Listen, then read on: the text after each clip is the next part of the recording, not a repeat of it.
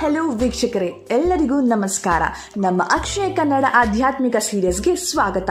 ಇವತ್ತು ನಾವು ನಿಮಗೆ ವಿಶೇಷವಾಗಿ ವಿಷ್ಣು ಸಹಸ್ರನಾಮದ ಮಹತ್ವದ ಬಗ್ಗೆ ತಿಳಿಸಿಕೊಡುತ್ತೇವೆ. ಸಾಧಾರಣವಾಗಿ ಭಕ್ತಿ ಶ್ರದ್ಧೆಯಿಂದ ಮಂತ್ರ ಶುಕ್ಲವನ್ನು ಜಪಿಸುತ್ತಾರೆ.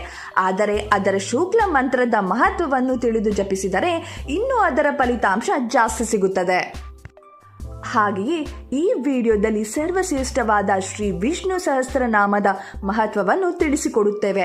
ಈ ವಿಡಿಯೋವನ್ನು ಸಂಪೂರ್ಣವಾಗಿ ನೋಡಿ. ಮೊದಲನೆಯದಾಗಿ, ವಿಷ್ಣು ಸ್ವತಃ ತನ್ನ ಹೆಸರಿನ ಧ್ವನಿಯಲ್ಲಿ ಸಂಪೂರ್ಣವಾಗಿ ಅಸ್ತಿತ್ವದಲ್ಲಿರುತ್ತಾನೆ. ಹಾಗೆಯೇ ವಿಷ್ಣು ಸಹಸ್ರನಾಮವನ್ನು ಹೆಚ್ಚು ಕಾಲ ಪಾಲನೆ ಮಾಡಿದರೆ ಒಳ್ಳೆಯದು. ಹಾಗೆಯೇ ಎರಡನೆಯದಾಗಿ, ವಿಷ್ಣು ಸಹಸ್ರನಾಮ ಪಾರಾಯಣಕ್ಕೂ ಭೇದವೇನೂ ಇರುವುದಿಲ್ಲ. ಹಾಗೆ ಪಠಣಕ್ಕಾಗಿ ಯಾವುದೇ ಕಠಿಣ ಮತ್ತು ವೇಗದ ನಿಯಮಗಳಿಲ್ಲ. ಯಾವುದೇ ಸಂದರ್ಭಗಳಲ್ಲಿ ಯಾವುದೇ ಸಮಯದಲ್ಲಿ ನೀವು ಎಲ್ಲಿಯಾದರೂ ಪಾಠಿಸಬಹುದು. ಮೂರನೆಯದಾಗಿ, ವಿಷ್ಣು ಸಹಸ್ರನಾಮದಲ್ಲಿ ಎಲ್ಲ ವೈದಿಕ ಮಂತ್ರಗಳನ್ನು ಸೇರಿಸಲಾಗುತ್ತದೆ. ಅದರಿಂದ ಈ ಮಂತ್ರವನ್ನು ಪಾಠಿಸುವ ಮೂಲಕ ಹೇಳುವವರಿಗಷ್ಟೇ ಅಲ್ಲ, ಕೇಳುವವರಿಗೂ ಕೂಡ ಪ್ರಯೋಜನ ಪಡೆಯುತ್ತೀರಿ.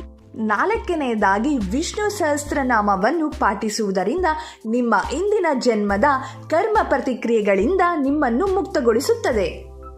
ಐದನೆಯದಾಗಿ, ವಿಷ್ಣು ಸಹಸ್ರನಾಮವನ್ನು ಪ್ರತಿನಿತ್ಯ ಪಾರಾಯಣ ಮಾಡಿದರೆ ಜೀವನದಲ್ಲಿ ಬರುವ ಸಂಕಷ್ಟಗಳು ಪರಿಹಾರವಾಗುತ್ತದೆ.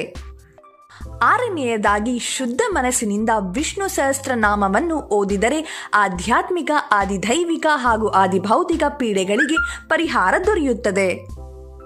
ಏಳನೆಯದಾಗಿ, ವಿಷ್ಣು ಸಹಸ್ರನಾಮ ಅಂದರೆ ಮಹಾವಿಷ್ಣುವಿನ ಸಹಸ್ರನಾಮ ಪಾಲನೆ ಮಾಡುವುದರಿಂದ ಅಲೌಕಿಕ ಶಕ್ತಿ. ಇದನ್ನು ಅನೇಕ ಸಾಧಕರು ಕಂಡಿದ್ದಾರೆ ಹಾಗೂ ಅನುಭವಿಸಿದ್ದಾರೆ ಕೂಡ. ವಿಷ್ಣು ಸಹಸ್ರನಾಮ ಪಾರಾಯಣದಿಂದ ಕ್ಯಾನ್ಸರ್ ನಂತರ ಭಯಂಕರ ಕಾಯಿಲೆಯಿಂದ ಹಿಡಿದು ಇನ್ನೂ ಇತರ ಕಾಯಿಲೆಗಳು ಕೂಡ ವಾಸಿಯಾಗುತ್ತದೆ.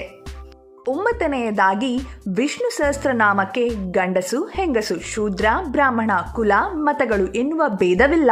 ಅದು ಎಲ್ಲ ವರ್ಣಶರ್ಮದವರಿಗೆ ಭಗವಂತ ನೀಡಿದ ಪಂಚಮ ವೇದ ಇದಾಗಿದೆ. ಹಾಗಾಗಿ ಈ ಸೂತ್ರವನ್ನು ಎಲ್ಲ ವರ್ಗದವರು ಮತ್ತು ಎಲ್ಲ ವಯಸ್ಸಿನವರು ಪಾಠಿಸಬಹುದಾಗಿದೆ. ಹಾಗೆಯೇ ಪ್ರಕೃತಿಯ ಸಮತೋಲನಕ್ಕಾಗಿ, ಗ್ರಾಮದ ಶಾಂತಿಗಾಗಿ, ಕುಟುಂಬದ ರಕ್ಷಣೆಗಾಗಿ, ನಮ್ಮೆಲ್ಲರ ಉನ್ನತಿಗಾಗಿ ಈ ಸರ್ವಶ್ರೇಷ್ಠವಾದ ಮಹಾವಿಷ್ಣು ಸಹಸ್ರನಾಮವನ್ನು ಪ್ರತಿನಿತ್ಯ ಪಾಠಿಸೋಣ. ನಾವು ಕೊಟ್ಟ ದೈವಿಕ ಮಾಹಿತಿ ಇಷ್ಟವಾದರೆ ಲೈಕ್ ಮಾಡಿ, ಶೇರ್ ಮಾಡಿ, ಸಬ್ಸ್ಕ್ರೈಬ್ ಮಾಡಿ. ಮತ್ತೊಂದು ದೈವಿಕ ಮಾಹಿತಿ ಜೊತೆ ಸಿಗ್ತೀನಿ. ಅಲ್ಲಿವರೆಗೂ ನಮಸ್ಕಾರ.